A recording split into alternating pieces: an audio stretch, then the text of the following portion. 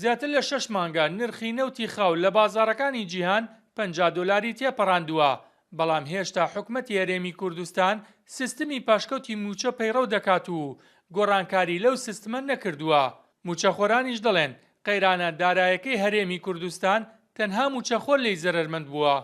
دواکەوتنی پاشەکەوتی موچە بەڕاستی کاریگەری زۆر خراپی هێناوەتە سەر فەرمانبەران و مامۆسایانی ئەم وڵاتە. بەڕاستی یعنی حکوومەتی هەرێمیش بەداخەوە تاکو ئێستا هەنگاوێکی جدی بۆ دانەناوە بۆ ئەوەی ئەم کێشە چارەسەر بکرێت، لەبەرەوە کێشەکە پەیوەندی بە ژیانی بژێوی خەڵکەکەوە هەیە. خەڵکیش تا ڕادەیەک پێیکرا سەبر و تەحمولی هەبێ، بەڵام لەوە زیاتر پێی ناکرێ. بەڕاستی دواکەوتنی چارەسەرکردنی کێشەی پاشکەوتی موچە زۆر تەسیرێکی خراپ کردووە لەسەر ژیانی هاوڵاتیانی کوردستان، بە تایبەت توێژی فەرمانبەران. چاودێرێکیش دەڵێت کەم تەرخەمی حکومەت و ناکۆکیە سیاسیەکان کاریگەری نەرێنی هەیە لەسەر کۆی قەیرانەکان.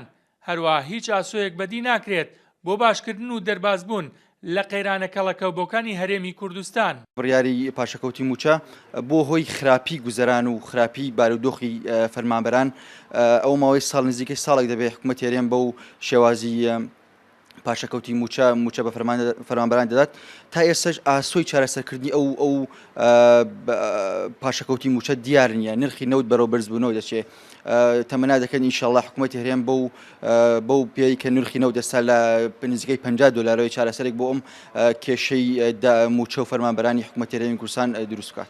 وەک ئاماژەی بۆ دەکرێت کابینەیەک لە دوایەکانی حکوومەتی هەرێمی کوردستان نەیتوانیوە بە شێوەیەکی تەندروست دۆسەی داهات و سەرچاوەکانی فراوان بکات. تەنها نەوت و گازی سروشتی وەک سەرچاوەی داهاتی دەستنیشان کردووە. دابەزینی نرخی نەوتی خاو لە بازاڕەکانی جیهان لە ڕابردوودا کاریگەری نێرێنی لەسەر بودجە و داهاتی حکوومەتی هەرێمی کوردستان کرد.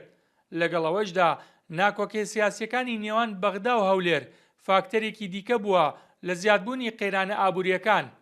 بۆیە چاودێران و موچەخۆران دەڵێن چیتر خەڵک لەتوانێت ئەم ڕەوشەی نەماوە دەبێت سەرکردایەتی کورد هەوڵەکانی چڕ بکاتەوە بۆ دەربازبوون لە قەیرانەکانی. بێستون سەلام، کورسات نیوز، خانەقین.